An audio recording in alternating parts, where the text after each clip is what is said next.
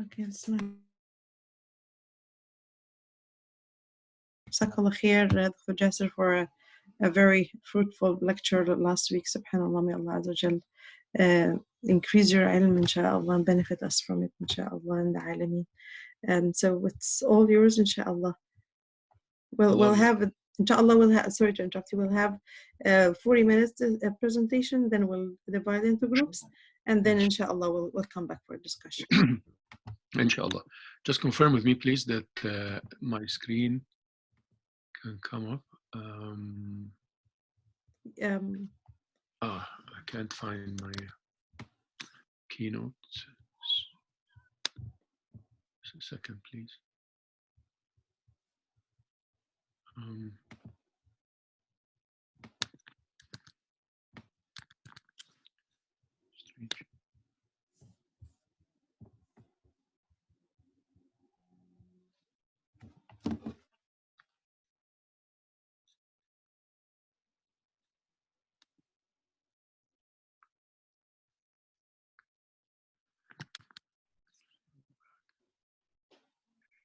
Screen.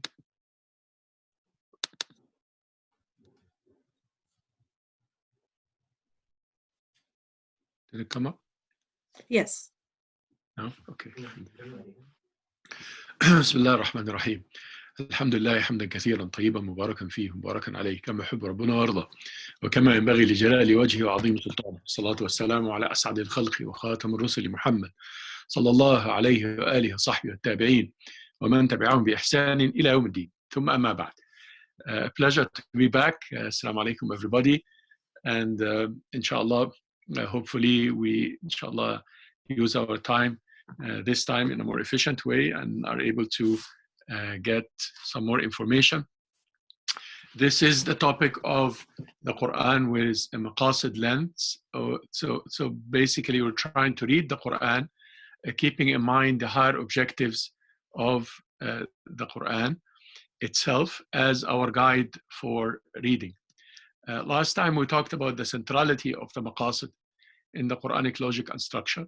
I just tried to explain how every word of the Quran has an objective behind it, how every structure of every sentence has an objective behind it, because it is structured in a way versus other ways of structuring Arabic sentences, and how every story is intended to give us a number of objectives versus other objectives, and so forth. And this time, we're going to get into a Maqasid-based thematic understanding or interpretation.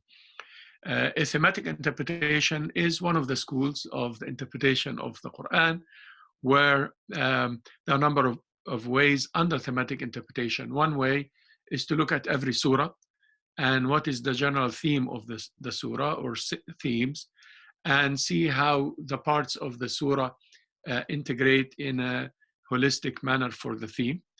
Another way of thematic interpretation is to look at the themes of the whole Quran and then try to see where the theme goes in the whole Quran.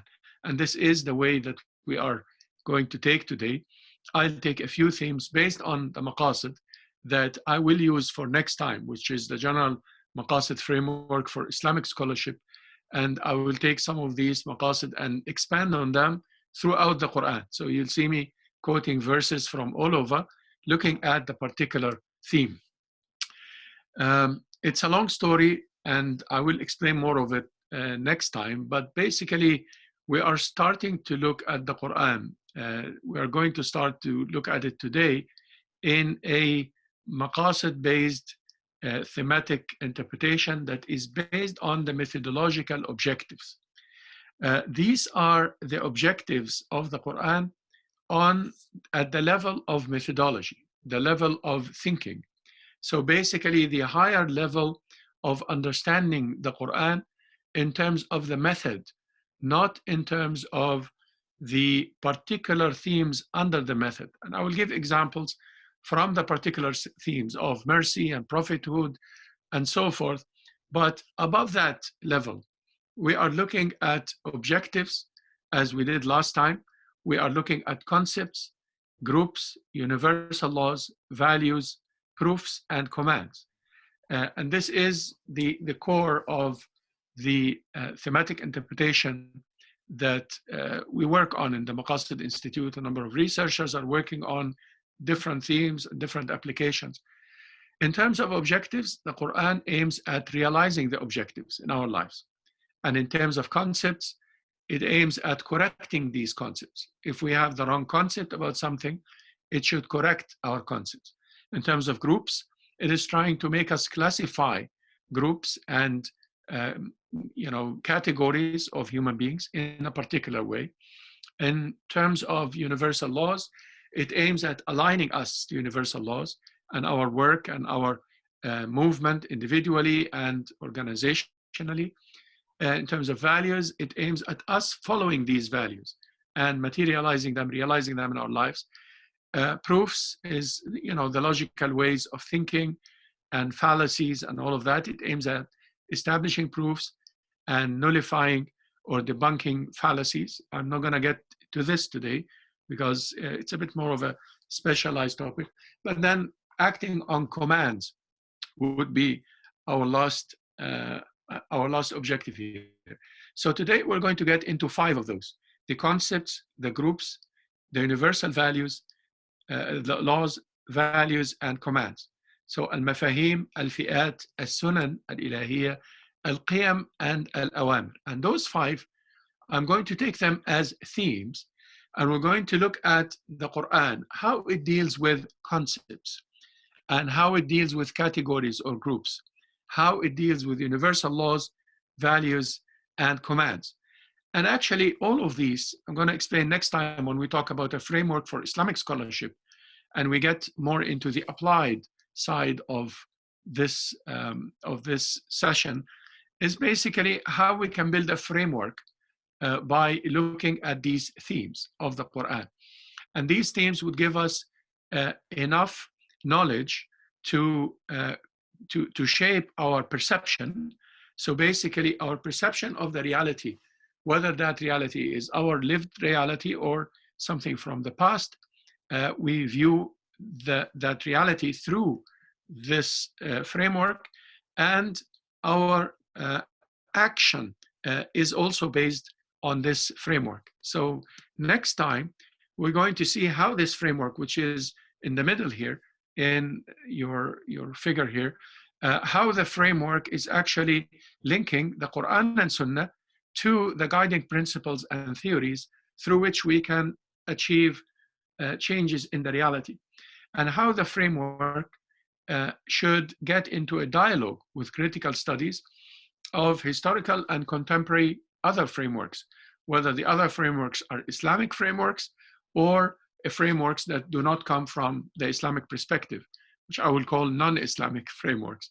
So basically, the cycle of reflection that we do on the Quran and the Sunnah of Muhammad sallallahu alaihi wasallam in order to create the framework requires that thematic interpretation that I'm going to give an introduction for, because that is a way of reading the Quran methodologically, looking for concepts, looking for values, looking for commands, but not in a direct way, like we're taking the concepts and then we'll see how we can realize concepts in our scholarship and in our lives. Similarly, values, commands, this is not a simple exercise, it's a multi-layered exercise, and every exercise is going to be broken down into a number of steps. So basically, these are the themes of today: realizing the objectives, correcting the concepts, classifying groups, and so on. Let me go to concepts. The Quran has about 77,000 words, plus or minus a few words. Of course, you know that there are qira'at, or different readings, where sometimes there is a word, there is in a reading, a word is considered 2 words or considered 1 word, so plus or minus just a few words. And we have about 2,000 roots throughout the Quran, 1,820, depending also on how you count the roots in the Arabic language. And some of the words that were originally not Arabic, and then they were Arabized, and therefore they are part of the Arabic language, like sundus, for example, for silk, as a Persian word, whether this is by itself a root or it has another root. So around 2,000 roots. And therefore, my reading of this is that we have about 600 to 700 concepts in the Quran that are primary concepts that could or that should form a conceptual framework of a Muslim. Somebody who reads the Quran, first of whom is the Prophet ﷺ, his conceptual framework was the Quran. And therefore, you will not find in the Sunnah words that are un-Quranic, unless, of course, words that Arabs use as synonyms in some of the areas and so forth. But basically, the Quran has shaped the prophetic language of Arabic, and actually has shaped Arabic to start with. Those 77,000 words and the 2,000 roots actually is overwhelming the Arabic language today, even though the Arabic language is a very rich language. It has more than 12 million words, and it's one of the biggest languages in the world in that sense. And that's why I'm one of the believers who believe that Arabic is the most ancient language. Of course, it changed over the time until the time of the revelation of the Quran. And we see the change of the Arabic language from the time of the revelation of the Quran until today, how the dialects are developing. But the Quranic Arabic is hegemonic over any Arabic high language script that you could read today. Not less than 95% of any thing that Arabs say or write, even if they're atheists, that is not coming from a Quranic root. Now, of course, we have many Arabic words and their translations in English, French, any other language that were other concepts. And the relationship between the Islamic concepts, that is the concepts of the Quran and Sunnah, versus the non-Islamic concepts, or the Islamic concepts that were developed based on the concepts of the Quran and Sunnah, but they are not exactly equal to them, is a very important relationship. And there is, I would say, a conceptual war on not just on Islam, on every religious discourse, from an arsenal of concepts that people of different belief or different ideology bombard the conceptual framework of the youth and of people who are growing in this world to become thinking human beings, in order for them to think outside the framework of religion in general, and especially if we're talking about Muslims and Islam, outside the framework of Islam.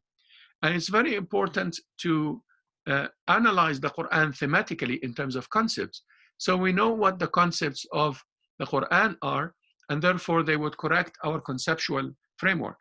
Question: should we only use the concepts of the Quran? Of course not. We use many, many concepts about many things, but the concepts of the Quran should be hegemonic over the other concepts. The other concepts are not supposed to contradict. We should not have a concept of marriage that contradicts the concept of marriage in the Quran.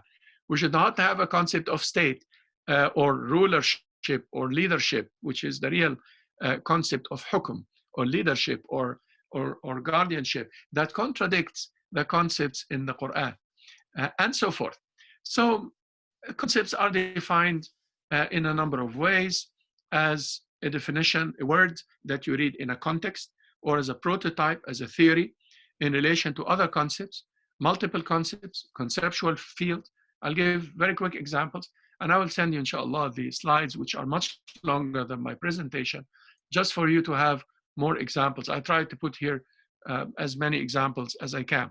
Let me start by saying that the Arabic language here is central. I'm not saying this because I'm Arab. Arab is not a race in Islam and in the Quran. Arab is a lisan, a language and culture. The word lisan or tongue that the Quran used, and that's why the Prophet ﷺ in the hadith, we can discuss the authenticity of it later, but it's authentic because the meaning is so authentic. It's so, despite the fact that one of the narrators had some Shia inclinations, and long story. But when the Prophet ﷺ said, Arabic is merely the tongue, إنما العربية اللسان, فمن تكلم العربية فهو عربي. If you speak Arabic, you're Arab. And we have a problem defining Arab to start with. Here's the first concept here.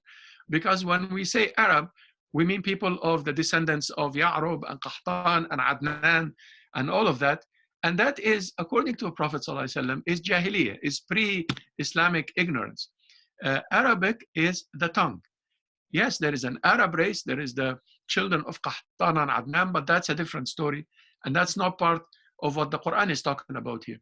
So when the Quran talks about Arabic, Arabi, Arabi in literally means al-wadih or al-bayyin. Arabi means clear and illustrated and clarified. That is the word Arabic in Arabic, what it means. And the maqasid of that is for the book to be clear and for us to reason in a particular way. Arabic is not just a language and a vocab, it's a logic by which you approach the reality.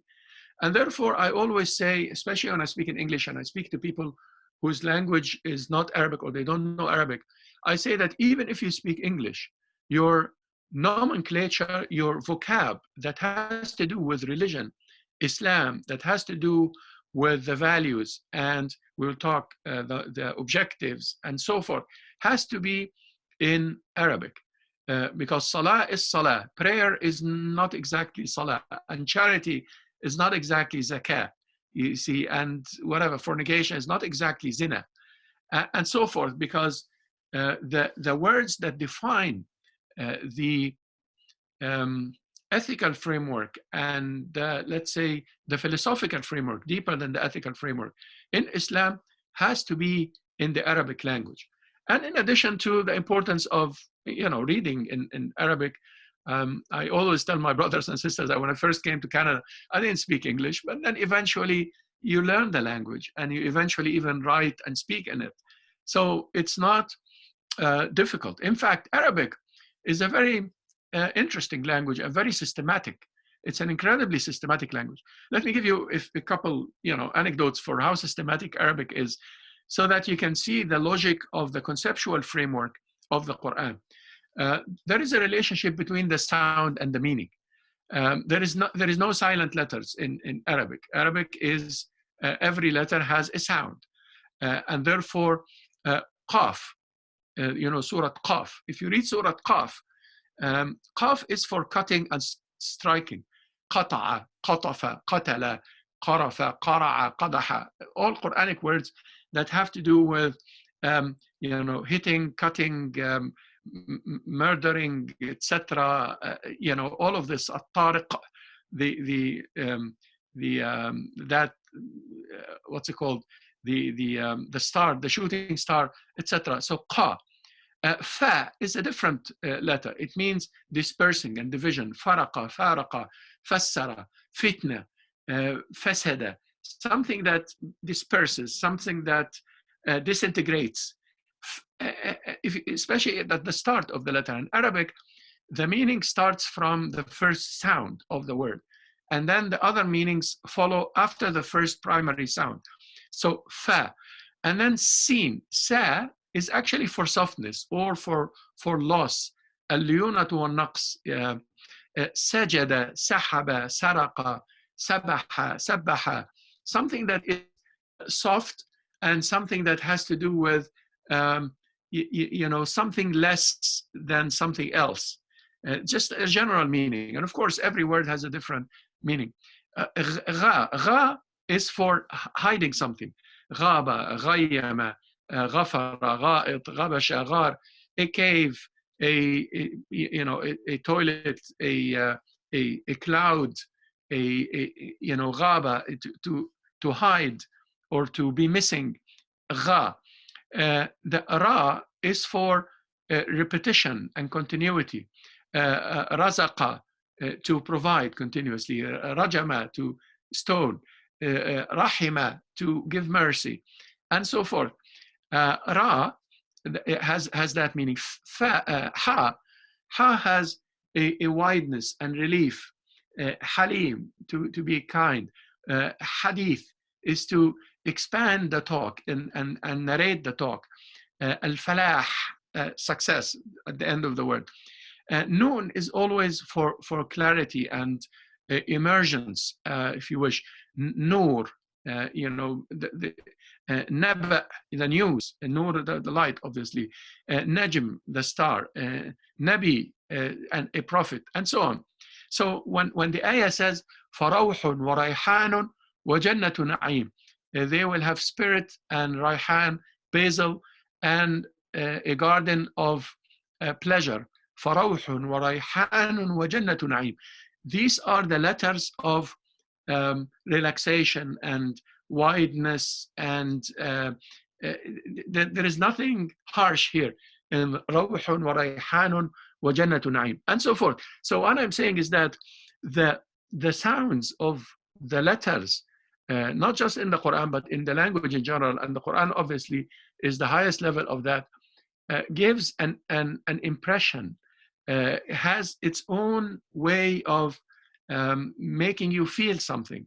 And that's why a person with knowledge in the Arabic language would learn would know the meaning of a word, a new word, just because of the sounds. You could guess that this means something. There is also a relationship between the root and the meaning, and the opposite of the root usually means the opposite of the meaning. And the root is something very essential in the conceptual framework of the Quran, based on the Arabic language, because the root brings you a large number, tens and dozens of combinations of the root with other letters to form a tool, a place, a time, the verb, the name, etc., all from the same root. So kataba is to write, and kitab is a book, and maktaba is a library, and kutayib is a small book, and maktub is a message, a written message, and kutab is a Quran circle, and so forth. And then kataba means to write and to tie. And bataka is to sever the tie. Alaqa is to clinch, and qala'a is to remove the clinch. Darasa is to analyze. Tadrusun, to even grind, grind the wheat. Darasat al-qamh, to analyze and to grind and to disintegrate. And sarada is to integrate and tie. وقدر في السرد in Surah Sad. Ghara is to go in the depth, and raga is to go to the right or left. Wasi'a is to be wide, and wasa'a, asa, wasi'a is to go wide, and asa, no, not asa is not, I don't know what it means. It was here, but nahara and rahana and are opposite. Jalla and lajja, laqqa and qal, and so forth. I don't want to get into that, but basically, of course, there are exceptions, and of course, there is the core of the Arabic language, and then there are words that came afterwards, and the Quranic usage of these is very interesting because it uses the roots in the opposite sense, not every root, but in the opposite sense, and therefore you can guess what it means. Jinn, to be hidden, and najja is to be emerging, and so forth. Now, therefore, when you look at the language, you will find that the Quran is defining the concepts for you.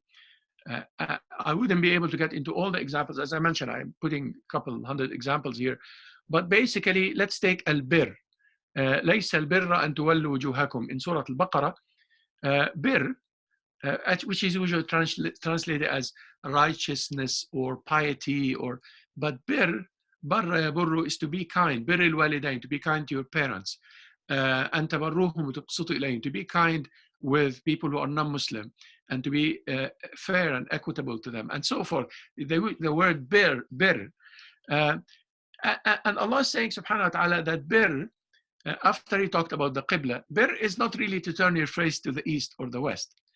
So the Qibla, yes, is going to give us a very materialistic and literal way of prayers, because I'm going to face the Qibla. But he's saying that righteousness, or bir in that sense, is not to face the east or the west. It's not about where you face and what you wear and how you look and these things. It's actually about the one believes who Allah and the last day, the angels, the scriptures, the prophets, and one gives one's own wealth, and to free the slaves, and prayers and zakah and so forth. And these are the God-fearing, and they are muttaqeen. So there is a relationship between the concept al-birr and the concept al-taqwa. And birr is described this way, and taqwa is described many other ways throughout the Quran. And we talked last time about connecting the places where taqwa is and places where birr is, and then you start to have a holistic picture of what the Quran is telling us about every concept. A concept could be given as a prototype. So basically, Allah is showing us what fear of Allah means by telling us about the believers who feared Allah. Those believers, Al-Anfal, the second verse, the believers who fear Allah are the ones whom their heart tremble when Allah is mentioned. And if they hear the proofs or ayat or the signs of Allah, it increases them in belief, and they rely on Allah. They are the true ones who fear Allah, are the ones who rely on Allah. The example of Ibrahim, sallallahu alayhi wasallam, in many concepts that we have a concept of ummah in the Quran that is tied to Ibrahim, because Ibrahim was an ummah. So an ummah is not exactly a community in the English language, but an ummah is the mother of something. It is from the word the same word. Is a mother. Imam is a leader in that sense. Ummah is something in the leadership or the head or the origin. So Ibrahim was the only believer at the time, before a few people believed with him afterwards. So at some point he was an ummah because he was by himself. So that concept of ummah is given through the example of Ibrahim. And we see it in the hadith of the Prophet ﷺ when he named Abu Dharr as an ummah. Abu Dharr was an ummah, one companion, even though the other narration says that he is weak and so on. I'm not going to get you into hadith today. But basically, when he ﷺ said, Abu Dharr يأتي وحده ويروح وحده ويبعث يوم القيامة أمة واحدة. On the hereafter, Abu Dharr will be called as an ummah. Why? Because he was alone almost in rejecting at some point the transform of the Khilafah from what it was to the kingdomship that it became. And Abu Dharr, early on, even before the time of the fitna, the mischief or the war between the companions and so on, before all of that, he, radiallahu anhu, did not like that some of the companions were building palaces and preparing for some sort of a kingship, and therefore he eventually was,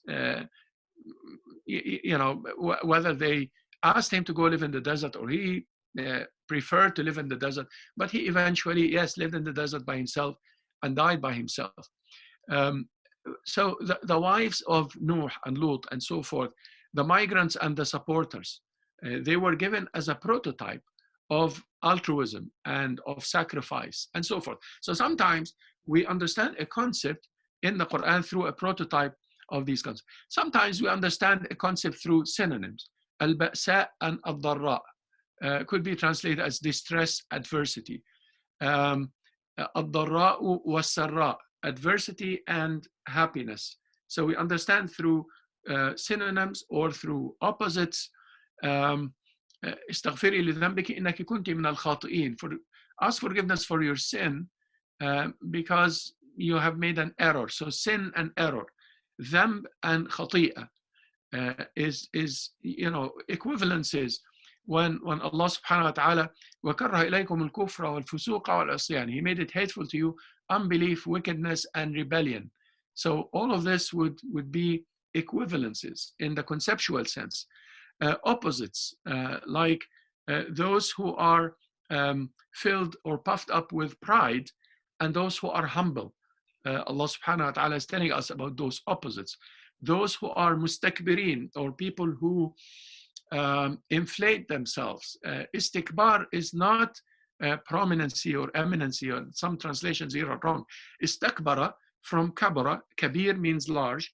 Kabura means to become large, really, but istakbara, to claim to be large, but you're not large, you're not great. Those who claimed falsely to be great, that's the word istakbara. And istad'afa is, or istud'ifu, those who were claimed to be weak. They are not weak, but they were made to believe that they were weak. Or they were oppressed in that sense. It would be translated this way. Istud'ifu, ضعف يضعف is to be weak. ضعف is to be weak physically and mentally, and ضعف is to be weak physically only. And both are Arabic, and both are qira'at. When you read الله الذي خلقكم من ضعف or من ضعف, even if you read Hafs, as two readings anyway. So استضعف is to make believe that I am weak, but I'm not really weak, but they make me believe that I am weak. Parallels, kafir and zalim, parallels, kafirun, zalimun, fasiqun in Surah Al-Ma'idah, and so forth. Concept as a theory is important here, because that is a translation of concepts into institutions in Islam, and systems of personal life, family life, systems of community, systems of governance. When Allah says, وَأَمْرُهُمْ شُورَى بَيْنَهُمْ شُورَى, just one word. And of course, in the hadith of the Prophet ﷺ, a lot of illustration of that shura. He ﷺ, as a leader, took shura all the time. He did not take shura in matters of sharia or wahy or revelation, but he took shura in all the worldly matters and questions that he had. He would ask his companions and so on. Consultation or shura, consultation is a weaker word, but it's close. But shura, shara yashuru, is for the honeybees to make honey. This is the origin of the word.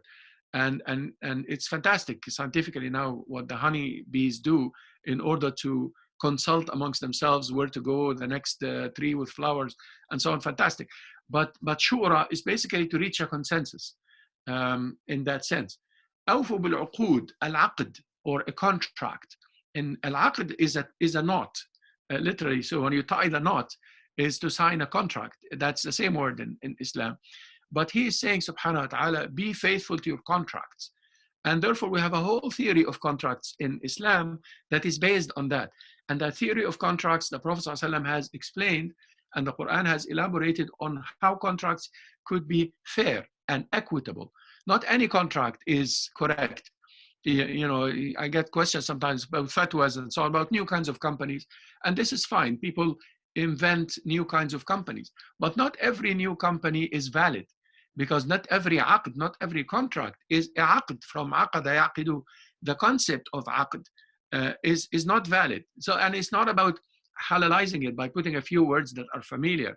It's about the essence of that concept and how the aqd should be pursued. Anyway, so يقول لصاحبه لا تحزن. He told his companion, sallallahu alayhi wasallam, and this is a whole theory that has right and wrong. There is a whole theory that's called the companions, which is actually a theory that has some nuances that sometimes we don't really realize. But it's a complex theory. Theory, not Siri. Okay, Siri is now answering me. No, concept. Oh, come on. You're staying safe and inside as much as you can. Oh man, sorry. Siri is telling me stay safe. So the concept of sahibihi or the Sahaba radiallahu anhum is not a guarantee for the person. I'm not talking about Abu Bakr, obviously. يقول صاحبي, that's Abu Bakr. That's a big deal. And he's mentioned in the Quran in that particular character, and that's a big deal. But I'm talking about people who saw the Prophet sallallahu alaihi wasallam, because people of hadith claim that anybody who saw the Prophet is a Sahaba. and any Sahabi is trustworthy. And that is not true according to the Quran, because the Sahib is not necessarily somebody who has that status. In fact, in the hadith of the Prophet ﷺ, in the hereafter, فَأَقُولُ أَصْحَابِي أَصْحَابِي, I cry, my companions, my companions. So the angels say, إِنَّكَ لَا تَدْرِي مَا أَحْدَثُوا بَعْدَكَ, you don't know what they did after you. Not all the Sahaba and so on, like, the Shia went to a very extreme evaluation of that theory of the Sahaba, and they rejected all of them except for 5, and that is not correct. And it's also not correct, the other extreme, that makes every Sahabi who saw the Prophet trustworthy and has a good memory. And like, why? Some of them might not have the memory requirements that were put much later, and some of them might not be trustworthy, and some of them are hypocrites.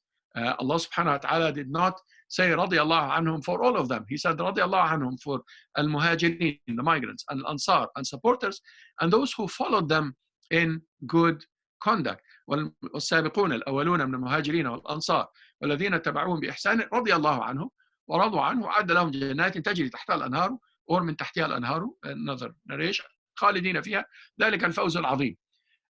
So he is talking about the migrants and the supporters and those who followed them in excellence.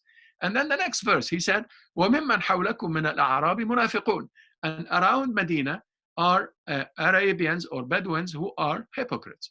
They saw the Prophet, but they're hypocrites. So we can't just say Sahaba, all the 100,000 people who stood with him in the valley when he made the last pilgrimage and all of that, that's unacceptable. So here is a concept, let's say, from the Quran, that if we really follow and we investigate and study history well, we are going to end up with some people who are companions, yes, but they were hypocrites, or they were not trustworthy. And long story. As-sama, or heavens, is a concept, a Quranic concept, very important. Al-ard is a very important concept, which is earth. And tied to this, islahul ard or ifsadul ard, corrupting the earth or rectifying or reforming the earth. These are very important concepts. And no, they are not general and generic and whatever. No, they have so many details in the Quran as to what exactly is corrupting the earth and what exactly is rectifying the earth. Cutting the family ties is corrupting the earth. Killing somebody or murder and so on, corrupting the earth. Destroying plantations and animals is corrupting the earth, and so forth. So, and that sounds very familiar. If you're going to talk about today, especially living in a crisis now, I believe that it has a lot to do with corrupting the earth, how we are dealing with the environment and how we are dealing with the earth. And the environment, by the way, since we mentioned it, is a concept in the Quran that is not a material concept. وَلَقَدْ بَوَّأْنَا بَنِي إِسْرَائِيلَ مُبَوَّأَ صِدْقٍ. البيئة or مبوأ or يبوء بيئة, this environment, the word environment in Arabic, could be an environment of truthfulness or environment of falsehood. It's not just a material environment. In fact, the meaning of that environment is more important than the material content of it. خذ العفو وأمر بالعرف, العرف or the good, translated usually as customs, but no, عرف from عرفة is to know, and to know is to realize the realized good traits, al-urf, not any urf that Allah subhanahu wa ta'ala told his prophet to command urf. Any custom, not any custom is correct. Customs, people do all sorts of things. هو أنشأكم من الأرض واستعمركم فيها. استعمار is to create civilization, for lack of a better word in English. But unfortunately, in the Arabic language, we translate colonization as istimar or as civilization. But colonization is not civilization, it's occupation. And it's a shame that some Muslim thinkers use the word istimar in Arabic, which is a Quranic word that means civilization. It doesn't mean colonization. What should we use? We should use perhaps ihtilal, means occupation, or colonization, al-kuluniya. We should translate it this way. I believe also, similar to my belief that Arabic should be transliterated in English for the main words in Arabic. English should be transliterated in Arabic for the main words. It should be secularity or psychologia, not علمانية or علمانية. علمانية is from علم, from knowledge. You know, when you are secular, in the Arabic language, it's translated as knowledgeable somehow. But علمانية is lack of knowledge. قسط is justice or equity. قسط is lack of equity. So علمانية, make sure you say it, if you say it in Arabic, then علمانية, not علمانية, because the translation is very important. When we call the colonization that happened to much of the world, mostly by the Europeans, and the killing and the stealing basically of the wealth of Africa and Asia and so on, that happens until today. When we call it istimar, that is a problem. That is a mushkila, a problem in the conceptual framework of the person who speaks that language. And therefore, it's very important to see what we mean by the languages. I'm going to give a number of examples here, just leave them to you, because I want to move to the next theme. Al-isti'ana, to seeking help, good news, vision, heart, repentance, succession, istikhlaf. Al-khilafa is succession. Al-khilafa is not vicegerency. This is a wrong translation. الخلافة يا داود إنا جعلناك خليفة في الأرض. We made you as a successor, yes, as a king, but as a successor. الخلافة, not every guy of those guys from the Umayyads and Abbasides and so on, who were most of them really on the wrong side of Islam and its ethics and its ahkam. You can ask Abu Hanifa and Shafi'i and Ibn Taymiyyah and everybody about that. Not every one of those is called the Khalifa. The Khalifa to Rasulillah, is the successor after the Prophet. Abdullah ibn Zubayr, of course, Abu Bakr and Umar and Uthman and Ali. Abdullah ibn Zubayr was a Khalifa. Umar ibn Abdul Aziz was a Khalifa. Salah ad-Din, etc. There are many good examples. But not every one of them was a Khalifa in that sense. Because Khalifa is to succeed the Prophet and follow his example, not to make an empire. And so forth. Advice, I hope we see the slides as they... I'm going to skip the concepts here. And I gave some examples of these war on concepts that we have. Sharia is actually not Islamic law. There is nothing in the Arabic language that's called Al-Qanun al-Islami, or the Islamic law. There is nothing in the Arabic language that has that concept. In the Arabic language, there is Sharia, which is the Islamic way of life. There is Fiqh, which is the Islamic understanding of that way of life. There is Qanun or canon, which is law, which is a Roman word, and then and also an Arabic word from the old Arabic, and then Persian. Qannana yuqanninu, it even has a verb in Arabic, which is to put a law in a state. But the Sharia is not equal to a law in the state. And not everything that's haram in the Sharia is a crime necessarily. And not everything that is a fard or a wajib or a requirement in the Sharia is a law necessarily that punishes people if they don't do, you see, and so forth. So these conceptual errors make major problems in our conceptual framework and gives us a major problem when we deal with that. Let me move to the groups. And the groups are the conceptual framework translated into categories of people. So al-ilm, knowledge, is translated to al-ulama. You cannot understand al-ulama without al-ilm. You cannot understand al-hukam, or the rulers, without al-hukum, or ruleship, leadership. You cannot understand al-munafiqun, the hypocrites, without al-nifaq. Allah talked subhanahu wa ta'ala about al-nifaq from the first page of Surah Al-Baqarah all the way to Surah Al-Munafiqun. Is a whole surah on hypocrites. Hypocrisy is not, and hypocrites is not part of the categorization of people we do, even though it's very important. We either call people believers or kuffar.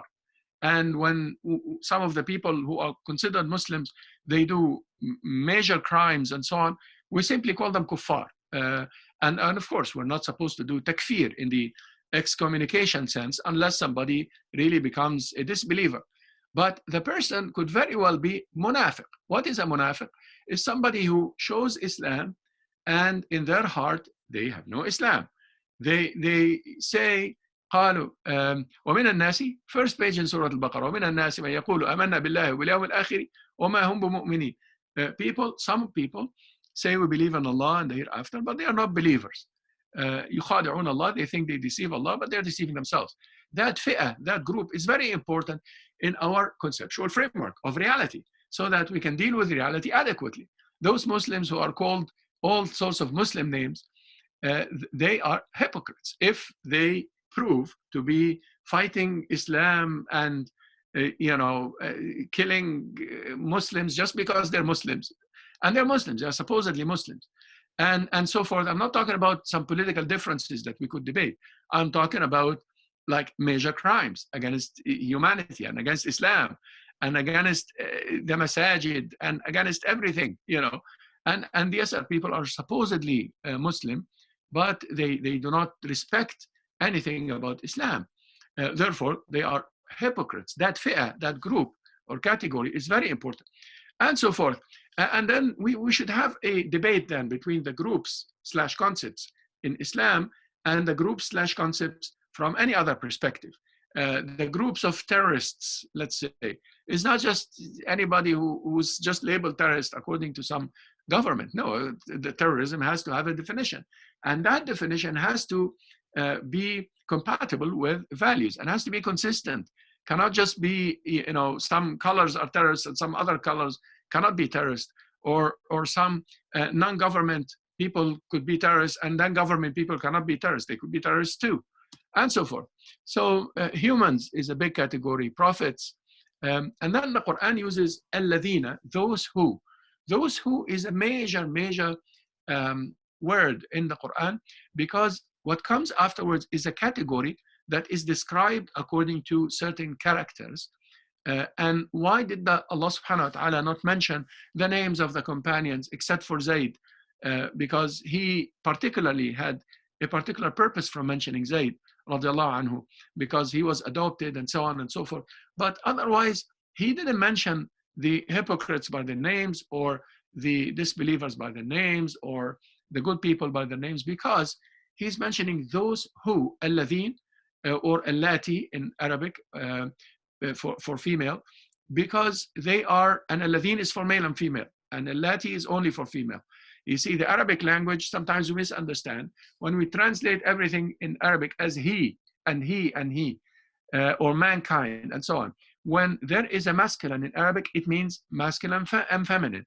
But if you'd like to translate a word only for feminine, then it has to be with a particular word in Arabic that is in relation to feminine. Like the word rijal. The word rijal in Arabic is not men.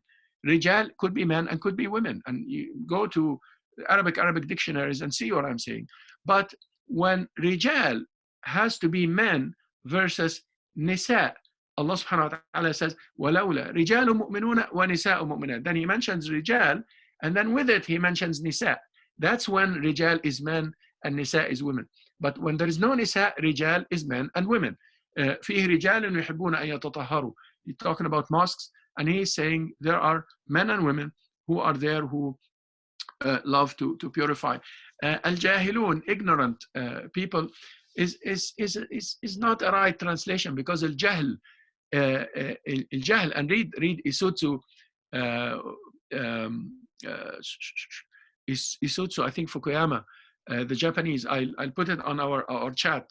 A great book, Japanese Arabist or Orientalist, but in the Arabic language, he wrote a whole chapter on the word al-jahl from the Arabic poetry and so on, and then from the Quran.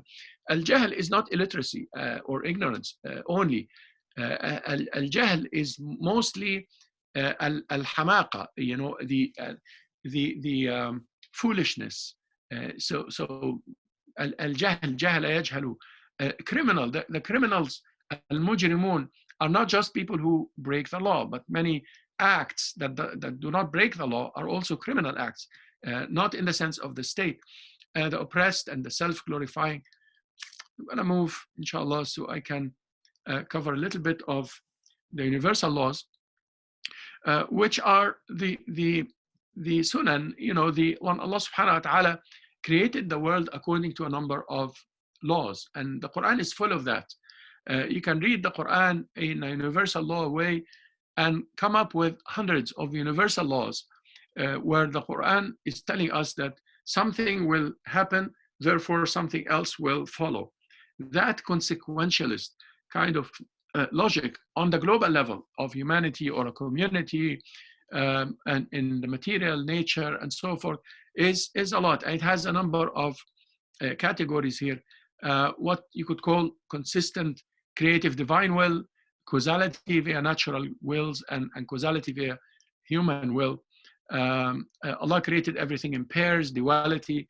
Allah made people in a unity and then they disintegrated. Allah made everything is in diversity, our tongues, our languages, our skin, and so forth. Everything is in diversity, even religions. In الذين آمنوا والذين هادوا, of course, there is one truth, but people subscribe to different categories when it comes to religions. وَجَعَلْنَاكُمْ شُعُوبًا وَقَبَائِلَ, tribes, and so on, diversity in that. Balance, Allah made everything is in balance. Everything that is planted, and the mountains balance the earth, etc. Recompensation, cyclical change, human nature or al-fitra. These are just headlines of hundreds of verses under each of these, where Allah subhanahu wa ta'ala, and I'm giving here a number of them in these slides, He is mentioning subhanahu wa ta'ala many of the natural states and many of the consequences. إن الله لا يغير ما بقوم حتى يغيروا ما بأنفسهم. Allah doesn't change a people until they change themselves. ظهر الفساد في البر والبحر ما كسبت أيدي الناس. Corruption appeared on land and sea because of what humans do, and so forth. The law of unity, the law of connectivity, the law of parity, the parity in animals, parity in everything, natural diversity, the religious diversity in a number of verses, opinion diversities, balance, equity is a law. Before equity becomes a human law with a small l, it's actually a law with a large L, with a capital L. Justice is a law as well, mentioned in a number of ways. Repayment or jaza, law of cycles, everything goes in cycles. The water, the civilizations, life and death, plants, animals, stars, everything has its own cycles, and everything, the cycles have a law. I mean, he created the universe in 12 months. That's a law of cycles that he created, natural. This is not humanly defined. He did that, subhanahu wa ta'ala, and the cycles of the moon and the sun to give us the timings and to teach us mathematics. Allah subhanahu wa ta'ala said, in the origin of mathematics, there is the universe and how it works. Mathematics in that sense is natural, is a nature that we discover. But of course, when we discover something, sometimes we are inaccurate and we are making our discoveries more accurate as we go in the history of mathematics and so forth, and physics and all of that. Alternation of power, alternation of wealth. Allah subhanahu wa ta'ala is forbidding the monopoly and oligopoly and all sorts of domination of wealth here. The laws of change, the laws of victory, the laws of trials, the laws of attraction, the laws of gradual destruction. Destruction doesn't happen to a nation just like that. It happens in a process. Allah subhanahu wa ta'ala gives chances. Allah subhanahu wa ta'ala gives trials so that the nation improves itself. Otherwise, it destroys itself.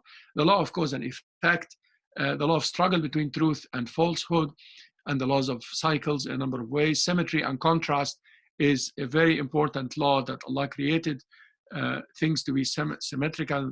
The law of the consequences of evil, and so forth. And then when we look at the values, we're talking about benefits, morals, and beauty as the three kinds of values that you could read. I'm following here Ismail Farouqi's classification, which I find most accurate, more than the other usual classification of al-khayr wal-haqq wal-jamal, the good and truth and the beauty, and other classifications of values, and manfa'a wal-khuluq wal-jamal, the value of benefits, the ships, and so on. And he said even intoxicants. Al-khamr is not liquor. and it's not alcohol. Khamara, yukhamir, is something that covers the mind. It's intoxicant. This is the right translation so that we have the right concept. And so forth. Value of morals, the Prophet's model, sallallahu alaihi wasallam, chastity, forgiveness, selflessness, mercy, a lot on that. Not the negative value of stinginess or greed, patience, kindness to parents, value of beauty. In fact, there is a whole field of beauty in the Quran. Al-Jamal, wal-Zina, wal-Husn. You know, al-Ihsan, excellence, is a form of beauty, and it's described in a number of ways. Al-Ihsan, al-Husn. Allah described the opinion to be Hasan, beautiful. Sabrun Jamil, the patience to be beautiful. Sarahan Jamila, beautiful divorce versus an ugly divorce, and so forth. So he subhanahu wa ta'ala described the beauty and the excellence in many, many ways, not just in the beauty of the material coherence or the material sense that we have with our biases, sometimes just silly biases, and sometimes with even logical biases, but Allah subhanahu wa ta'ala has added to that so many other definitions of beauty. Finally, commands are the simplest, and unfortunately we have focused so much on commands and the 400 to 500 verses of commands in the Quran, and made the whole fiqh of Islam and the whole tafsir sometimes of the Quran revolving around those 400 to 500 verses of the commands, even though the commands are a smaller part of Islam. There are commands in the verses that deal with beauty, in the sense of align yourself with beauty and don't align yourself with ugliness. So when a verse talks about a natural phenomena or a form of beauty or a value in the moral sense, or a natural law in the universal law sense, the verse implicitly has a command. But we haven't focused on that, historically speaking, and we focus too much on the orders and the forbidances directly. And we also haven't focused on the higher commands. Didn't have time to translate those. But basically, لا تزر وازرة وزر أخرى. No soul should carry the burden of another soul. إثمهما أكبر من نفعهما. The harm are more than the benefit when something is evil. لا إكراه في الدين. No compulsion in matters of faith. When the Prophet ﷺ said, لا ضرر ولا ضرار. No, do not harm yourself and do not harm others. And so on. So many commands that are at the higher level of commands. These are usually called the maxims or qawa'id, and there is an issue with the qawa'id being based on fiqh more than on the Quran. But anyway, the maxims are supposed to be based on the maxims of the Quran. And then the Quranic detailed commands are the commands that we are familiar with, that we could look for and read in the Quran and Sunnah, where it's just a direct order and disorder. I hope I didn't give too much injustice to the content of these themes. My objective was, I quit my share screen. My objective was to just share with you some thoughts on the thematic understanding of the Quran, a cross-section understanding, but through the themes of concepts, values, groups, and commands. We have objectives of the concept corrected and rectified, the values being materialized and realized in our lives, categories being clear, and commands being followed. We ask Allah subhanahu wa ta'ala to forgive us and better us, inshallah, in this life, so we can meet with him at a good state. Jazakallah khairan. Assalamu alaikum wa rahmatullahi wa barakatuh. Jazakallah khair, Dr. Jasser. May Allah reward you greatly. It's a material that's hard to cover, subhanAllah, in a very short time. So we've shared the ayat for the different groups. So everyone should have the ayat for all the groups. I've sent them via email, and they're also posted on the WhatsApp group. I had to cancel 2 groups because not everyone who signed in showed up. So group 5 and group 9 are canceled. So I had to shift people out of it. So if you want to tell us now, what should we do with the ayat? This meant to be a simple exercise of trying to discover some of the groups for yourself, some of the themes for yourself. Mm-hmm. And I'm cognizant of the fact that some of us don't know the Arabic language as well as the others. So I chose the last almost 10 surahs, or from the last dozen surahs, I chose a few surahs so that perhaps they are familiar to everybody. And then I'm not sure the division of the groups. Some groups will look at the concepts, some groups will look at the values. I know that I gave a very broad introduction. You might not define values exactly as the lecture is defining it, but look for values, look for concepts, look for groups, and be sensitive to these categories because of their conceptual importance. So that's the exercise. It's not really a long exercise. The longest of these is just a paragraph. So perhaps we can take 20 minutes to half an hour and then come back, inshallah, have a discussion. Sounds good. So maybe inshallah, let's do it at 20 minutes. So inshallah, we'll have some time to discuss. If every team can assign someone to a script, so can take notes, and maybe once we come back, you can just type it on the chat. That would be great. I had to shift some teams because some people did not show up. So let's start break the rooms.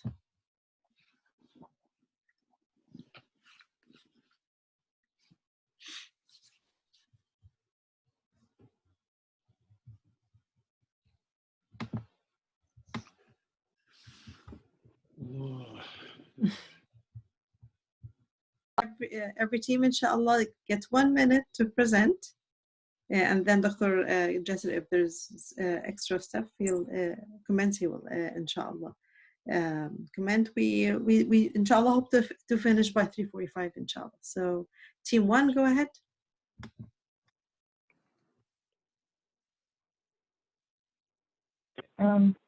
Hisham, you took the notes. Do you want to? You're muted though. Yes, sorry.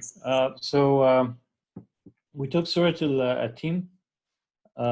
So in like the first thing, of course, we know about the mention of the holy places. So Tin was Zaytun, it's indication of the Ard al-Sham, or the land of Syria and surrounding, and then the Tur Sinai. So we kind of noticed the concepts here of places, connecting different places. And also we noted that إِنَّا خَلَقْنَا الْإِنسَانَ فِي أَحْسَنِ تَقْوِيمٍ ثُمَّ رَدَدْنَاهُ أَسْفَلَ سَافِلِينَ. So إِلَّا الَّذِينَ آمَنُوا. So the idea here is that the taqweem is not physical, it's spiritual. So taqweem is standing straight, but ahsan means it's more like a spiritual. What makes us different than the animal is not us standing straight, it's the straightness of our morals and spirit. And also kind of one thing also is the reinforcing the concepts. So asfala safilin, ahkam hakimin. So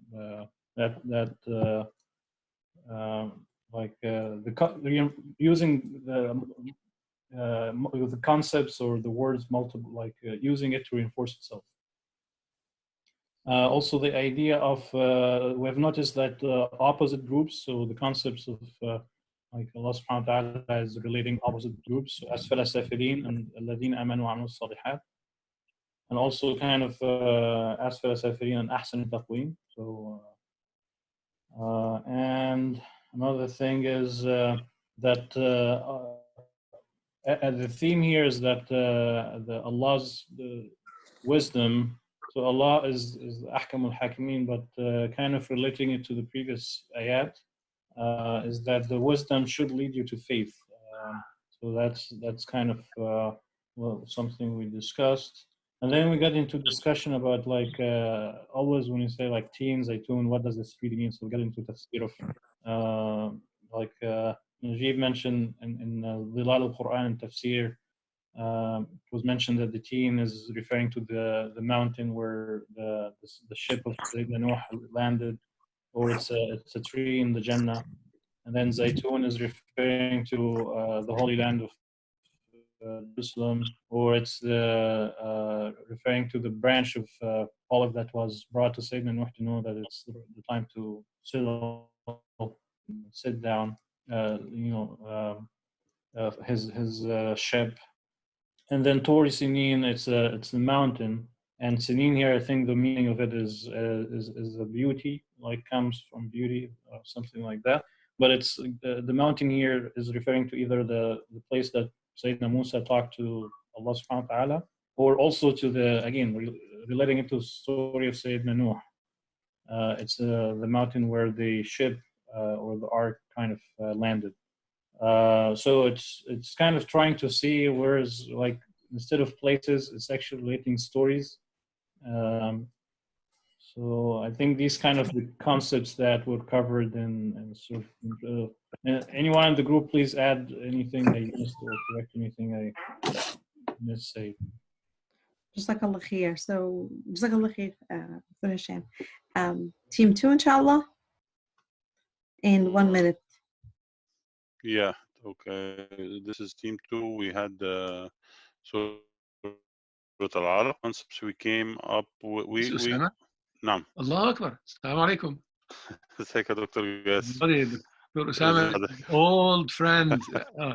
Okay, I thought it was you'd be your son. I mean, by our age now, everything is great. Everything is white as well, yeah. That's awesome. Sorry to interrupt everybody. Let's talk, inshallah. Okay, so we had a lot of concepts in there, but we tried to group in 4 main concepts. يعني the first one is القراءة والتفكر في الخلق.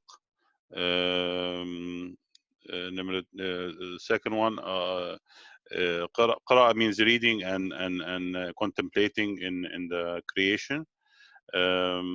And the second one, أنا العلم, or knowledge. And the second one was that Allah subhanahu wa ta'ala is the source of creation of al-khalq wal-ilm, attributing all of that to Allah subhanahu wa ta'ala. The third concept was طغيان, or of mankind, كلا إن الإنسان لا يطغى.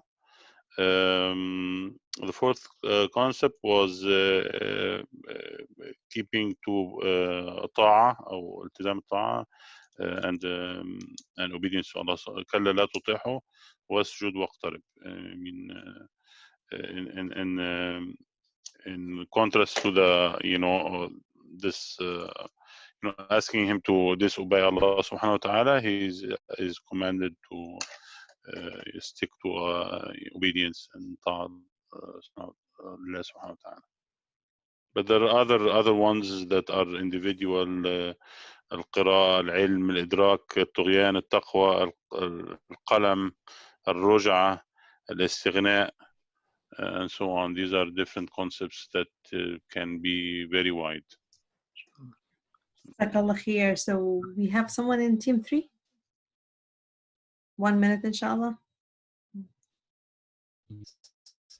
Go ahead, Maqasid. We're team. I was told, well, my AirPods are not working, so I hope I do this justice.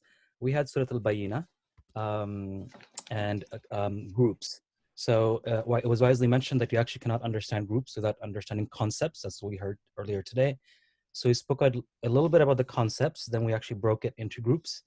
The first group was disbelievers, and more specifically, disbelievers from people of the book being one subgroup, and from the mushrikeen being another subgroup, because we noticed that there's a verse just addressing the people of the book, disbelievers from people of the book. The next group that we identified, and we actually had a question about it, whether it is a group or not, was Rasul. Even though it's an individual, we felt it's part of a broader group. And the third and final one was those who believe and do good. And then I think we also had a few questions that maybe we can address another time. The first one was, is Rasul a group? And the second one was, why did Allah subhanahu wa ta'ala here specifically choose disbelievers only from these two subgroups? Well, elsewhere in the Quran, generally Allah subhanahu wa ta'ala mentions inna alladhina kafaru in general versus in this particular case. I didn't understand the second question. Why Allah subhanahu wa ta'ala chose the disbelievers from the people of the book, you mean? No, the question that we had, or I had more specifically, is many times Allah says, Inna ladina kafaru, ... In this particular case, why is it Inna ladina kafaru من أهل الكتاب. wal mushrikin? Why actually, like, is there a third subgroup possibly? Is there a fourth subgroup, and so on and so on? Yes. Jazakallah khair. Okay, team 4. Yes, so we had Surah Al-Kafirun, and I think it's actually related to your last question, so that's really cool. So Surah Al-Kafirun, we're supposed to talk about the groups mentioned in Surah Al-Kafirun. And so we kind of saw some cool things. Surah Al-Kafirun, sorry. Well, okay. So Surah Al-Kafirun, قُلْ يَا أَيُّهَا الْكَافِرُونَ, Allah here is talking to the disbelievers, but the context of the surah is actually talking to the leaders of kufr, the leaders who kind of plot against Islam and the concept of monotheism, because it says that you will kind of like never worship what I worship. So obviously the masses converted to Islam, that, you know, the people of Mecca, but it was those leaders who were fighting Islam, that those people kind of, because they were enemies of Allah pretty much, that they wouldn't become Muslims. So that first group is the kuffar who kind of lead the kufr, or lead people away from monotheism and Islam. The second group, so obviously we're all familiar with Surah Al-Kafirun. It's kind of sometimes difficult because it's repetitive and it's confusing. You're like, which part am I in? So the first set of the two ayahs, the tense of the verb is a little bit different, or the noun, and so 1 second, please. Okay. So the tense is so the first set in the tafsir is talking about the who you worship. That I do not worship who you worship. Pretty much, you guys are worshiping idols, and you're not going to worship the one true God. The second set is talking about how you worship. وَلَا أَنَا عَابِدٌ, right? So it's kind of like almost in the progressive and also future form. So it's talking about how you worship. So it kind of gives us two different groups of kuffar. There's the group of kuffar who worship somebody different other than Allah. They commit shirk, they're worshiping idols or other people or whatever it is. And then you have the second group, so it's actually the third group mentioned in the surah, that the last group is the people who worship Allah. They worship the same that Prophet Muhammad is worshiping, but how they worship is different. Their form of ibadah is different. And you can categorize maybe some of the groups that the previous group was asking about, the shirk and whatnot, and the kafirun from Ahl al-Kitab, which means that, like, yeah, you claim you worship the one true God, but you're still kafir because how you're worshiping this God, the one true God, is not the way Allah worship him. And so you're committing kufr. So the Surah Al-Kafirun pretty much talks about three groups of kufr. Kafirun. The first one is the leaders who just push people away from Islam and plot against it. The second group is the people who worship somebody other than Allah. The object of worship is different. And the third category of kuffar is the method of worship. Even though they're worshiping the one true God, the method of worship is wrong, is displeasing to Allah, so they're kuffar. Allahu a'lam. And so the definitions of religion. I see on the chat that there is a Maryam who is a newcomer. Congratulations, our sister. Thank you. Maryam is 3. This is Sumaya. Okay. Oh, man. How old is she? She's 2.5 months. Oh, man. Okay. Enjoy these times. They are very precious times. When they become much older, they just, Dad, don't call every day, this kind of thing. Okay. Enjoy. Mashallah. This is Maryam here. Come, Maryam. Maryam. We have a cool Quran lesson here, Maryam. Yes. Inshallah. Alhamdulillah. Jazakallah khair. So team 6, inshallah.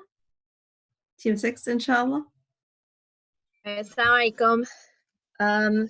So Team 6 had Surat al-Zalzala, and we were looking at the universal laws that were contained in Surat al-Zalzala. So the universal laws are split into three. Versus those consistent with the creative divine will. And we found most of the laws to go under this category, subhanAllah. One of the laws that was not exactly defined in the slides, but we felt also kind of fit, was the law that Allah subhanahu wa ta'ala can make anything happen at any time. And it's probably more of a value. But there's also the law of symmetry and contrast. For example, Allah subhanahu wa ta'ala, he compares those who have those with good deeds to those who are not. There's also the diversity in action. Every person will get kind of recompensated for what, or there's the law of repayment. Every person will be repaid for what they have, which goes under the third category of laws, which is the causality of human will. There's also the law of justice and accountability. There is the law that kind of goes to the divine will, which is Allah subhanahu wa ta'ala's control of time. But then we also found the law in, it's not stated explicitly, but if you look at the law of human will, there's also the fact that people can change oneself, right? That all it takes is a tiny little mustard seed weight of a deed or of good or bad that can make the difference in things. So if we take that the time to use this as a reminder to change oneself, then that goes to our human will. And there is a lot of laws that kind of relate to balance and equity and justice and accountability and so on and so forth. And of course, because it is the Day of Judgment, so that there is the law of the cycle of life and death.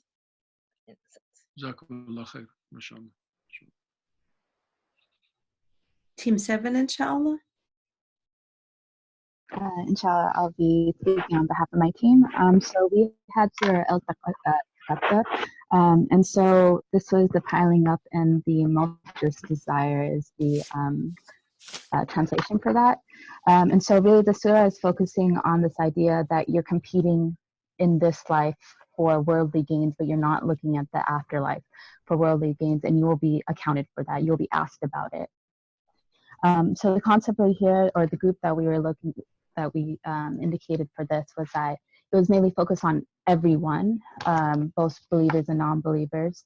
And so the values that we were saying right here that we got from this was to use your time wisely, do acts of good for your akhirah, and then to also be reminded of your akhirah, and that you will be taken into account for all the actions that you are doing in this life. So it's very straightforward. It was also very much a warning that, again, you will come to know, even if you don't know now, you will come to know when you die.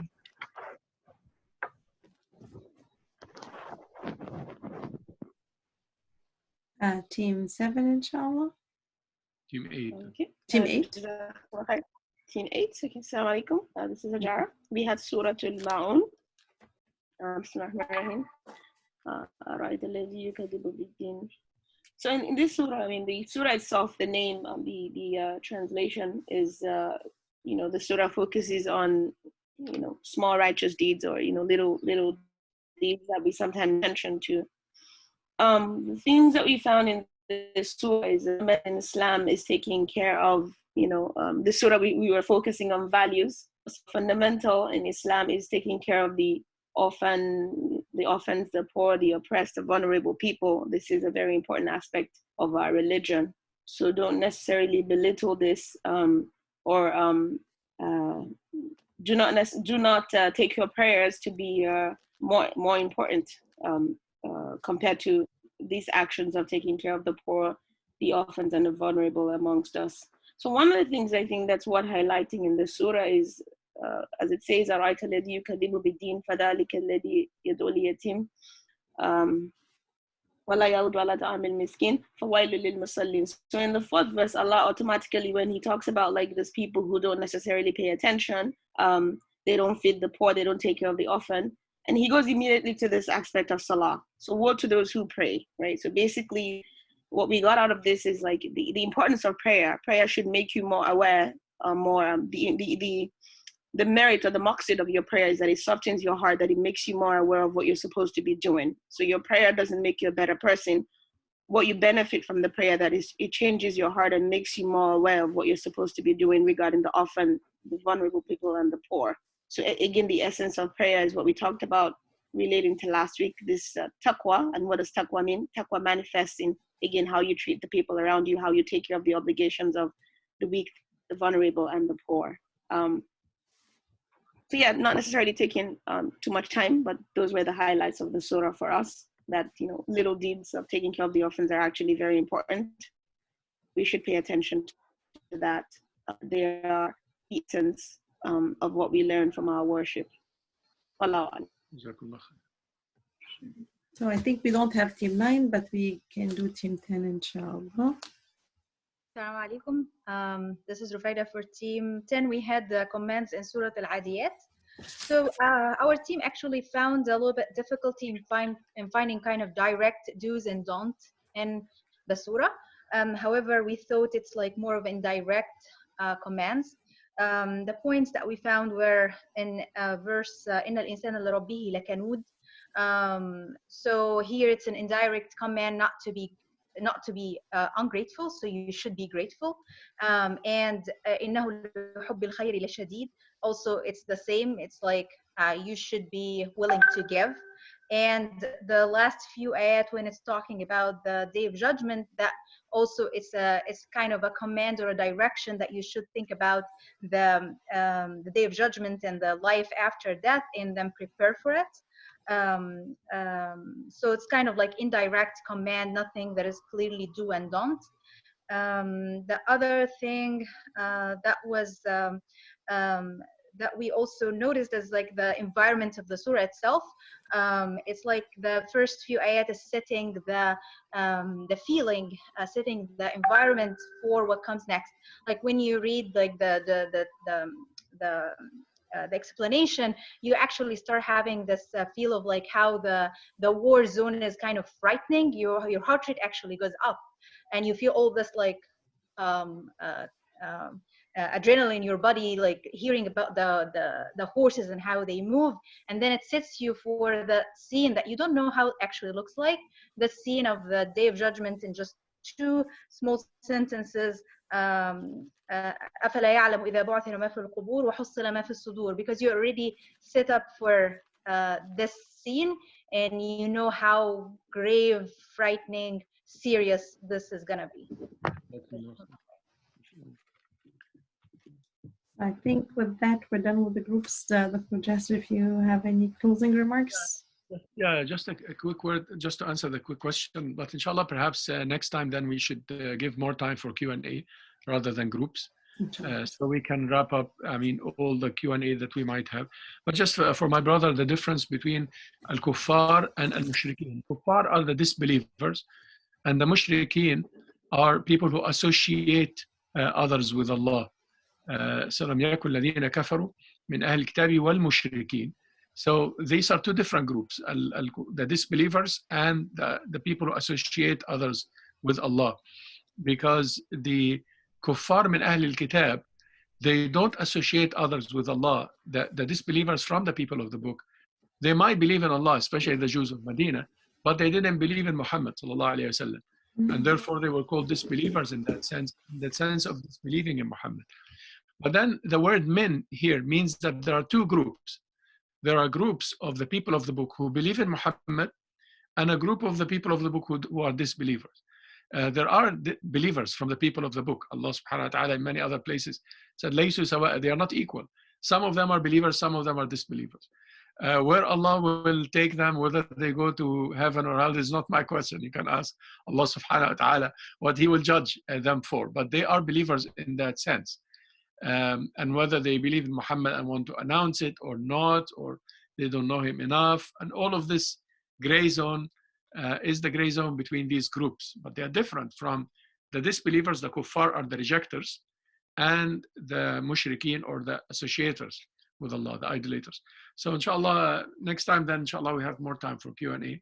Jazakumullah khair. All of this was very inspiring and very correct, obviously, and mashallah, yani, the input is very inspiring, mashallah, in terms of the thoughts that you had on these surahs. Jazakumullah khair. Barakallah khair, Doctor. Do you want to end with dua, inshallah, and then we'll close? بسم الله الرحمن الرحيم. اللهم اغفر للمؤمنين والمؤمنات والمسلمين والمسلمات الأحياء منهم والأموات إنك يا مولانا سميع قريب مجيب الدعوات. ربنا لا تؤاخذنا إن نسينا وأخطأنا. ربنا ولا تحمل علينا إصرا كما حملته على الذين من قبلنا. ربنا ولا تحملنا ما لا طاقة لنا به واعف عنا واغفر لنا وارحمنا. اللهم إنا نسألك إيمانا صادقا ويقينا دائما وعلما نافعا وقلبا خاشعا ونورا ساطعا ورزقا واسعا وشفاء من كل داء وغنيمة من كل بر ونجاة من كل إثم وتوبة من كل ذنب. اللهم إنا نعوذ برضاك من سخطك وبعفوك من عقوبتك ونعوذ بك منك لا نحصي ثناء عليك أنت كما أثنيت على نفسك. صلى الله على محمد النبي الأمي وعلى آله وصحبه وسلم. والعصر إن الإنسان إلا الذين آمنوا وعملوا الصالحات وتواصوا بالحق وتواصوا بالصبر. جزاكم الله خيرا كثيرا. جزاكم الله خيرا everyone. وعليكم السلام. Or on WhatsApp, whatever. I was just wanted to say something against next week. I think we ran into a little bit of issue logging in today because we had to log in. We had to create accounts, and I think people were not aware. So